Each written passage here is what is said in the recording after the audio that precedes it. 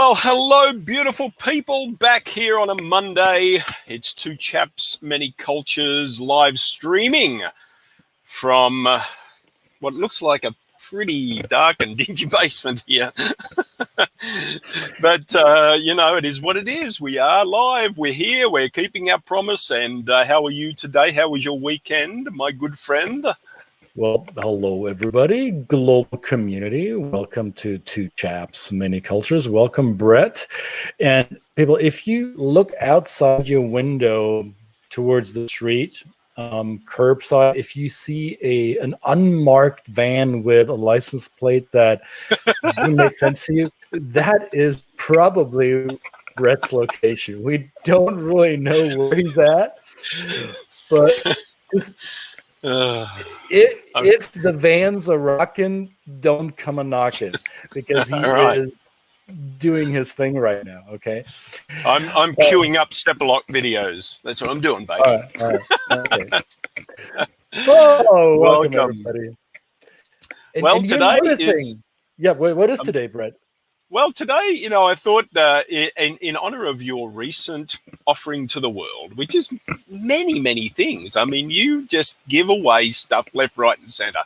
Such a generous guy, loving the world and loving the people in it and loving your friends and loving your community, that, again, you've come up with this great list of things in response to, I guess, common questions we get when we coach and train and things like that about communications, the constant challenge of effective, impactful communications, especially when you're trying to do business across cultures. And as I said before, you have generously put together a great list, and I thought that it would be my pleasure to lead you through in terms of, we don't have time to touch on all of them today, but what we will do is we'll dig into maybe 2 or 3 of them, and we offer you the free ebook, or Christian offers you the free ebook. We'll give you the link into there. So I just wanted to touch on, I guess, one of the top important one. Not, well, of course they're all important, but a few of the ones that you've written so eloquently about in your ebook. Well, thank you for saying all these nice things. I think I've been trying to remember when was the last time somebody called me generous. So that probably that should tell me something about myself then, I guess. So yes, thank you. Thank you. And I'll take the compliment, even though I'm not consciously aware of my generosity. Oh, wow. There it is. Oh, wow. There it is. That is generous, Brett. This is very generous. So what prompted this? And let me be completely candid about this. So I think you get these types of questions similarly as I do. So a lot of people, whether they're clients or just regular clients or regular people, people who are not clients yet, people who I meet in my social interactions, even within my family circles, who say, what the hell is it that you're doing? What does it do for a living? And I'd like to quote Seth Godin on this. I notice things for a living and try to point it out to people. Right. So, by the way, if you're not familiar with Seth Godin, look that gentleman up. So I've been noticing things over the course of my life, and I've collected these things and tried to categorize them. And then if they're ready for that, if they're willing to point it out to them. And in this case, it was about communication, about having clean, efficient communication from a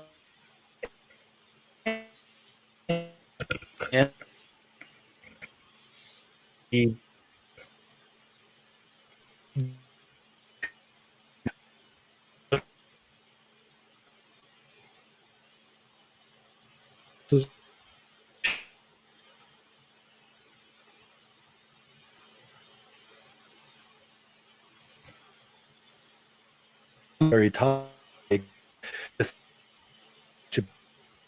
And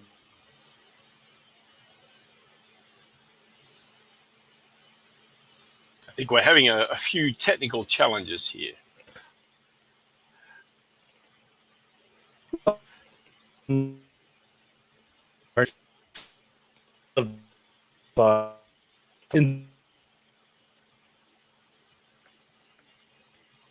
So Whoops, it looks like we've lost Christian for a little bit. We'll see if we can get him back there. Technical challenges notwithstanding, we're going to kind of go on a little bit, and he's going to jump back in here in a minute. Yes, I mean, the reason I think that I really found it insightful, even though I know Christian, I know the work that he does, is that obviously we can all learn from each other in terms of the gaps in communication when we're doing business across cultures. And you know what I've discovered is that it is always very culturally dependent. Hello, welcome back, mate. How are you? Hello, welcome back. And we are having some challenges today. So you were talking along, and we jumped in and out. You were kind of jumping in and out, but that's fine. That's what happens in the world of live streaming. So, no, I was just saying that. Even though that we know each other, we do the same work, I always like to look to people that do our work, because we always challenge ourselves on whether we really know it all. And we don't. We never know it all. We never stop learning. So I think these are important every now and again, that even all of us in this field should feel compelled to write on our reflections and our insights coming from our clients. So, yeah. Right. So I'm not sure if any of the things that I just said made it to your end or to your guys' end. So we'll see on the recording. This is the fun part of live streaming. And as you said, we're continuously learning. I don't remember who was the famous Roman philosopher who said, "Cogito ergo sum." It is, I am because I am still learning, and we are still learning. And we're growing, and if you don't grow, look outside your yard. Right next to the van that you spotted earlier is this plant, and that plant is growing, because if it stops growing, it'll die. And I would argue, Christian, who painted your front door anyway?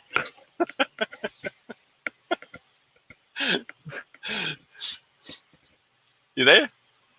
Froze up again? Oh, okay. Well, maybe we might have to postpone the the list till tomorrow.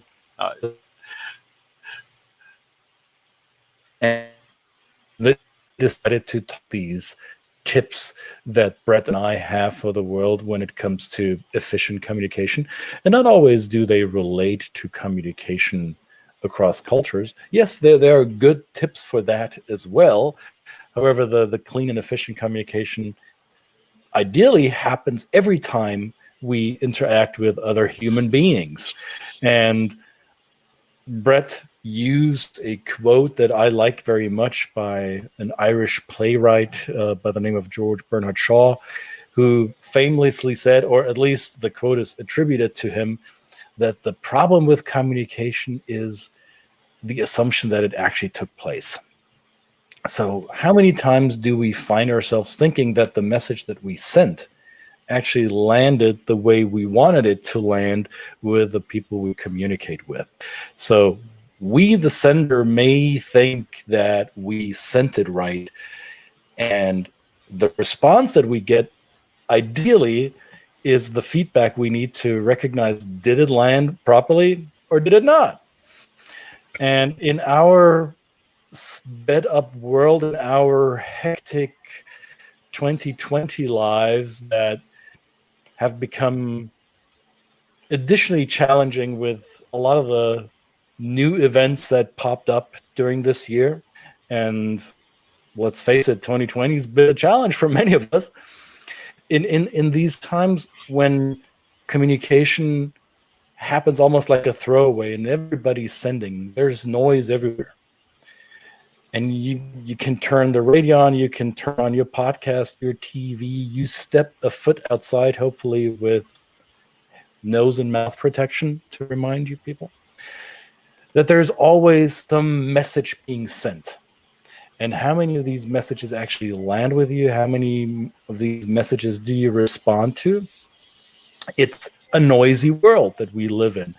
And I found, I don't know about you, Brett, but I've learned that a lot of people are great at sending, not everybody is equally as great at receiving and comprehending and taking in the information that is sent out. Has that happened to you, Brett? All the time. I mean, I've been guilty of it myself. Listening to answer instead of listening to hear. One simple example of that. But also just, I guess one of the ways is to understand yourself first, and how perhaps the message that's coming from the other person, how your own worldview might be affected or influenced by in how you receive the message as well. So always, I guess, one of the tips in your ebook, of course, is respecting the worldview of others. We can bring that up. One of the things is to do that. So when you're writing this, what were you thinking in terms of this particular part of it? Well, everybody views the world through their own lenses, through their own preconceptions, right? So we have every human being has a model of the world in which they interact. So in communication science, we often talk about the territory out there, the real topography of the world, how the world is made up. All its layers and peaks and valleys and depth and distance and sounds and smells and tastes and everything. And our model of the world, which is merely a representation of reality. So we often say the map that we have in our minds back here, the map here, is not equivalent to the territory, to the real territory outside. So everybody forms their own map of the territory in which they operate. And it's, I think, a great first step in order to have efficient and clean communication, to respect other people's model of the world. How people view the world is often unique to them. And you will find similar worldviews in groups. And these groups can be families, political, religious, professional groups, or language groups, cultures, right? So within groups, you often find commonalities in how people view the world, and still individuals within these groups have maybe slightly different views of how they perceive the world, how they interact, how they show up. And if you're unable to connect with that, if you think that your worldview is exclusive, or not exclusive, excuse me, if you think your worldview is universal, then you're eliminating the opportunity to connect with somebody else whose worldview might be a little different from your own. And this becomes obvious to those of us who have stepped outside our own comfort zone, or who have stepped outside of our own group. And there is a polymath, the traveler, an explorer from the, I want to say, for 1700s. I should know this because I'm a history buff. So there's a German philosopher, polymath, explorer by the name of Alexander von Humboldt. Those of you who are in science have heard of this gentleman, and he said the most dangerous worldview is the worldview of those who have not viewed the world. So viewing the world has become a little bit more difficult in Corona times, but we have technology, even if it's choppy once in a while, like we're experiencing today. We have the tools to view the world, and everybody's worldview is slightly different. And unless we respect that others might have a different view of the world, then the task of completing communication, of having a connection, might be in jeopardy. That's what I meant by that. Absolutely. I'm going to throw a spanner in the works there, because I that's a great quote, and it's certainly valid. And I think that we all know people, and we've kind of both had the good pleasure of traveling a lot of the world ourselves. And I guess we've been observers of the world, and we've certainly seen people from other backgrounds and tried to understand their worldview, even if perhaps we don't agree with it, but we try and understand it, try and look at it from their view. There are a small amount of people, and I've come across a few of these, and I don't want to probably dig into this and add to the topic too much, but there are a small amount of people that have still traveled the world, still experienced a lot of the world, but what they've got out of it is a confirmation of their own bias, and used it as a tool and said, well, I've traveled the world and I've seen it, and it just confirms to me my exceptionality. And that is even more dangerous, I think. And it's a small amount of people, but I'm just saying I do know people where that has had that effect. And they haven't really, to me, they haven't enjoyed the pure experience of understanding and being in other cultures just by traveling. You can say you've been to Thailand, you can say you've been to Germany, but have you actually experienced the culture, or have you just kind of wandered through just to confirm your own biases about how much better your culture is? That has happened to me in the well, it's happened to me as well, even within my family. Yeah. I would argue, though, in keeping with the theme of the message that I'm sending, I would argue that if that's the response to people's travels to confirm their own idea of exceptionalism, then they have not communicated. Then that's what George Bernard Shaw said. Then the assumption that communication happened is a misleading one, because then they only sent. They never received enough information to challenge their worldview, or add to their worldview, or add to the library of experiences they could potentially have in their lifetime. So they chose to shut the door on that. That's a choice, right? I'm not saying that everybody has to do that. I think, if I'm not mistaken, we're the only living species on the planet with choice and with free will. So if that's what you're doing, then it's your choice. I'm not going to debate that, and I will respect your worldview and make my decisions based on that. And if your worldview is one of exceptionalism and the decision to not engage, or to not accept difference and diversity and variety, then that tells me enough about you, and I can make a decision whether I want to continue to interact with you or communicate with you at all, if I see a benefit in that. So your choice, my choice. It's all a ping pong game. Absolutely. So imagine, we spend the money, we invest in an airplane ticket, and we travel the world. Of course, when we can get back to doing that at this current, but if we do that, then when you land in a new place and you haven't been there before, I mean, I guess the next one that you are going to touch on is this degree of positive intent. At least setting yourself up to be open and say, when I get off this aeroplane, I'm going to really just absorb the culture and also assume the positive intent of the people I'm going to interact with. And that changes your perspective. I find it just changes the experience. When you get off a plane, you forget all the rumors you heard from the people and the travel nightmares of the people that went before you, and put that aside and say, but this is my experience. And I think that's a great thing. So just expand on that a little bit too. Well, it doesn't have to be the airplane that you step off. It could just be the block you walk around, or the street you get out of your car of, or out of your bus or train stop. Whenever you leave your bubble of safety, your comfort zone, or however you want to call that, whenever you venture into an environment that is maybe different, unfamiliar, uncommon, unknown to you, then you encounter behavior that might be different from the way you expect it or the way you prefer it. So it's easy for us, and this is our reptilian brain taking over, right? We have this, I don't know the technical terms in brain science, but we have this part of our brain that reptiles have too, and we've had since the dawn of day, which takes care of our basic survival function. So it takes care of our heart beating, it takes care of our breath, and it tells us instinctively whether we want to engage or if we want to run away, the fight or flight decision-making part of our brain.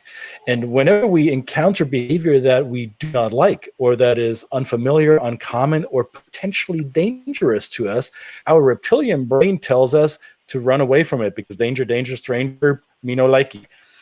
And our human brain, our conscious mind, superimposes an intention to that behavior that we just experienced, and because it's different from the way we'd like it, ergo, it must mean this is not a good behavior. This must be something that's bad. So we tend to shortcut to putting a negative intention on that other person's behavior.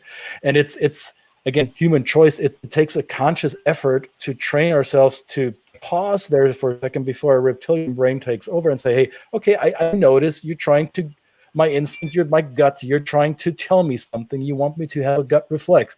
Let's just pause for a second and let's go back to that axiom that Christian told me, there's positive intent in any human behavior. So what might be that positive intention? What could this behavior that doesn't really click with me yet, what could that person really want? Because I'm prospecting, I'm supposing that they want something positive, even though their behavior does not reflect it to me right away. So that takes a couple of seconds to process, and it's easier to default to the knee-jerk me no likey response, that's easy to dismiss something as potentially negative. So the claim that I'm making, pause for a second, assume positive intent or suppose positive intent, and I noticed this. We talked about this on this program before. So my family and I, we moved to the city of Atlanta and to a specific part of Atlanta a couple of years ago, where a lot of people with my skin complexion told us, "Are you out of your mind to move there? Are you really doing this? Because this is not where white people go to live." I'm serious. This is how they framed it. And I found that really interesting because I thought, I didn't know that my skin color had anything to do with how I perceive my neighbors, or maybe how my neighbors perceive me. I quickly learned that here in the United States, where we live, skin color means a lot in everyday interactions. However, this positive intent story kept me going, and it keeps me going until today. Case in point, there is 2 blocks from my house, there is a multi-family unit building. It's an apartment building. It's, I would argue it's a Section 8 type of housing. Not quite sure about it, but it does not look like your pristine subdivision home. It doesn't look like your luxury townhomes, right? And there's a lot of people of different skin complexion hanging out in front of that building every hour of the day. And I walk my dog through that part of the neighborhood, and my reptilian brain could tell me, ooh, this is different. Well, they're listening to music that is different. They're speaking in a vernacular that is not familiar to me. These are all people who have a different skin color than I do. And they all have cars with wheels that are, I don't know, 40 inches in diameter. And I'm not sure, all of this, I could make this mean something negative. However, I always I tell myself, walk into these situations assuming a positive intent. And it has never in my life failed me, because the positive intent sets my mind straight. It prompts me to say hello, to smile, to be kind, to engage. And what I receive in return has always been a positive experience. So all these naysayers who said, well, are you sure you want to move into that neighborhood? They put aside this idea of positive intent. They assumed something negative, and I'm not buying into that. I'm not. And it has served me well over the course of my life. I know this is a long answer, but it was worth shining some light on that aspect. No, absolutely. Well, Tamara just commented that she needs, whether it's that part, I think, I really am on board with you. I constantly am surprised how much that impact of that. I mean, it's not positive thinking. Positive thinking can be given a bad name because it's just about, flowers and perfect world. It's not. It's not about that. Right. It is not naivete. It is a true sense of walking in confidently with a positive intent. And and I agree with you. Same has happened to me in all my interactions. So given that, I mean, yeah. I mean, in order to clarify what the positive intent could potentially be, because it may not be obvious to you as you're wrecking your brain and you're still dealing with a behavior that you truly don't like. I think the next communication tip that I would draw from that is ask quality questions. If you're not sure what this behavior means, if you're not sure what potentially is your positive intent, ask a freaking question. I see you're holding your gun this way. What is it you're trying to do? I mean, I'm making fun here, but I notice you're yelling at me, or I notice you're not looking me in the eye as we are talking. Would you care to explain? I mean, I'm oversimplifying this, right? The examples that I just gave you are not necessarily quality questions. However, a quality question is something that does not prompt a yes or no answer, for example. So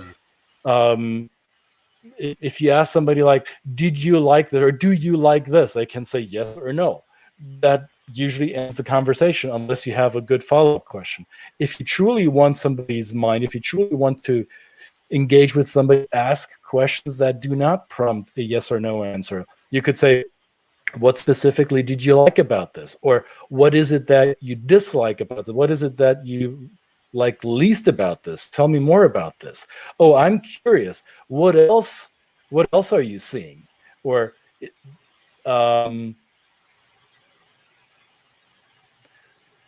asking for specificity, basically, is what, in my experience, keeps a conversation going.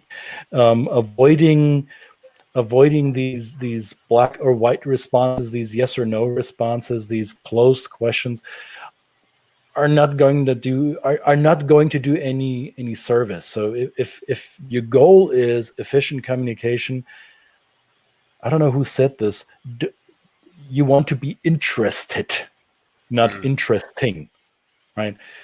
And this goes back to the beginning where we have a lot of people sending information, sending messages because they want to be interesting. Hey, look at me, I've got something to say. I'm interesting. Oh, wow. Look at us two chaps. Aren't we interesting? Look at us. No, you want to be interested in the other person, because only then will you get information that can deepen the relationship, and you can do this by asking quality questions. I like asking quality questions. Commenting. How do I do this? I don't know. I mean, that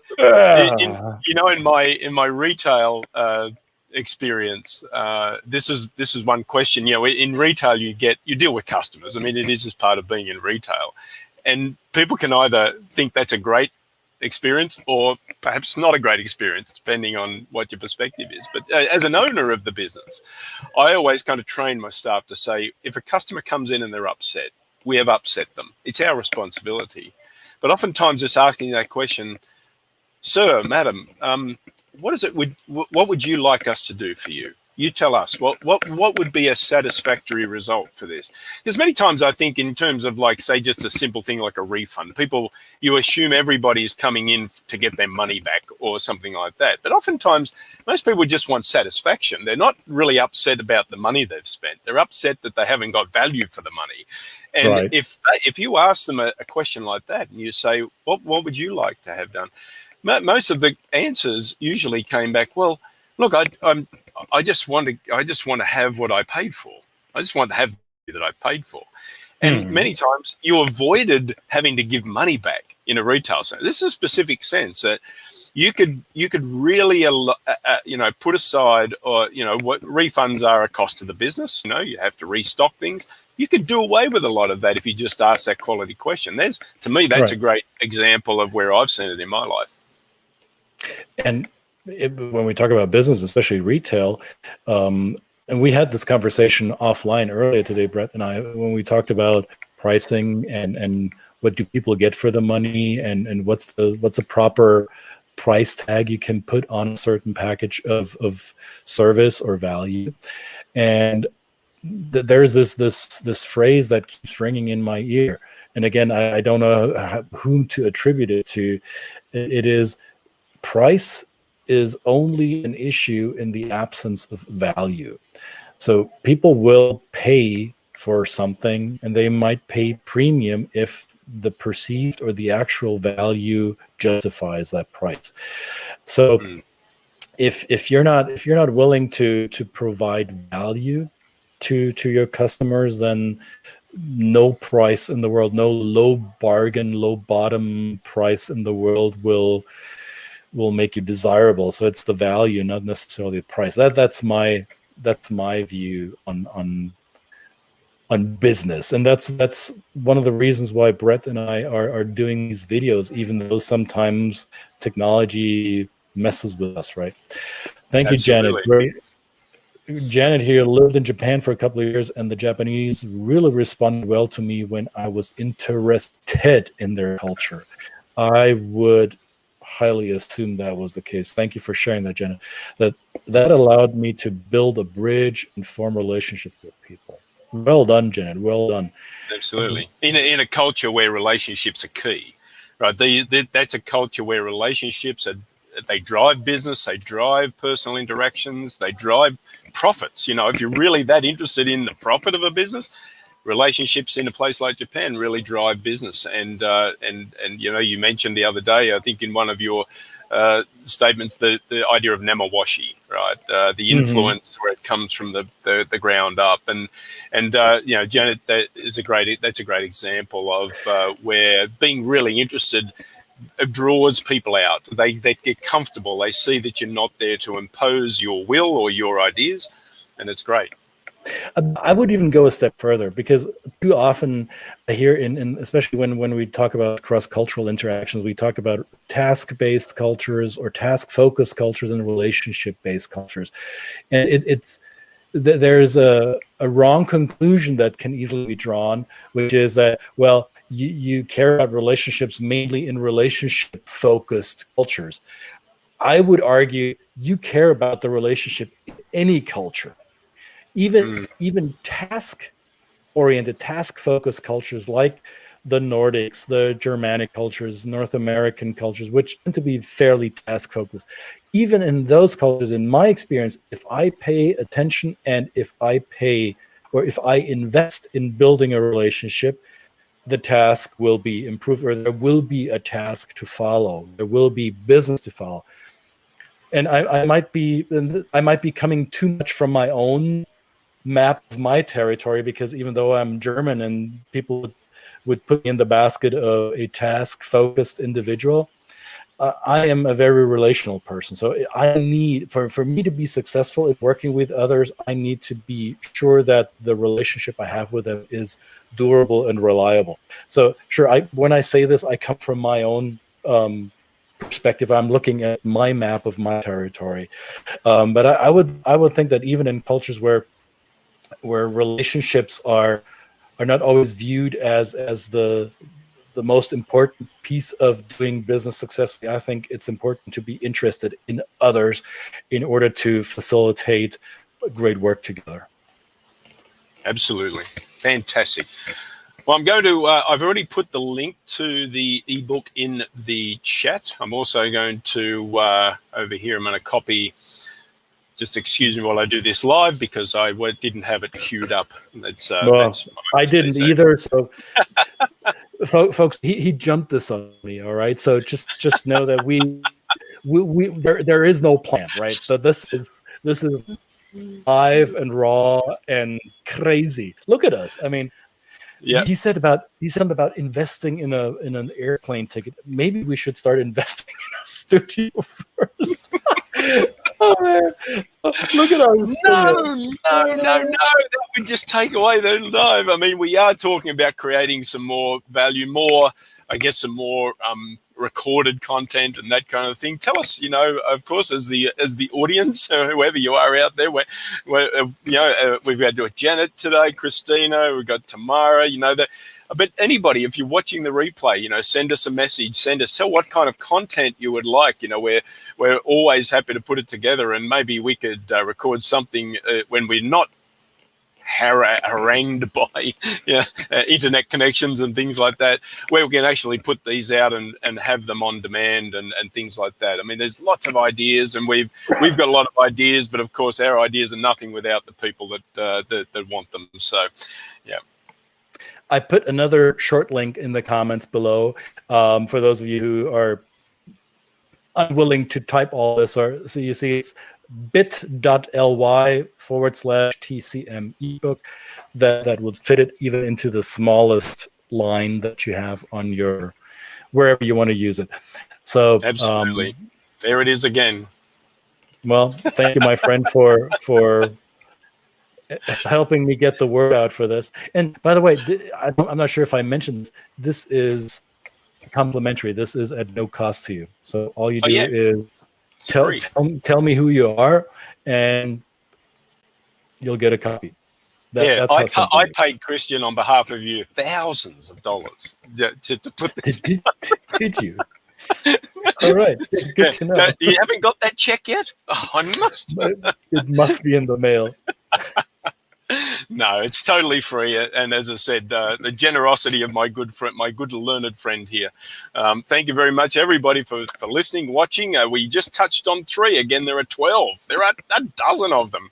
A dozen and a bit, I would argue. Actually, almost a baker's dozen in that great resource. And you will get all 12 if you go and get the free copy of the ebook. Thank you again for another wonderful discussion, my friend, and thank you to everybody who's commented and is listening, and throw your comments. It's not too late to do that even after the fact. So thank you again.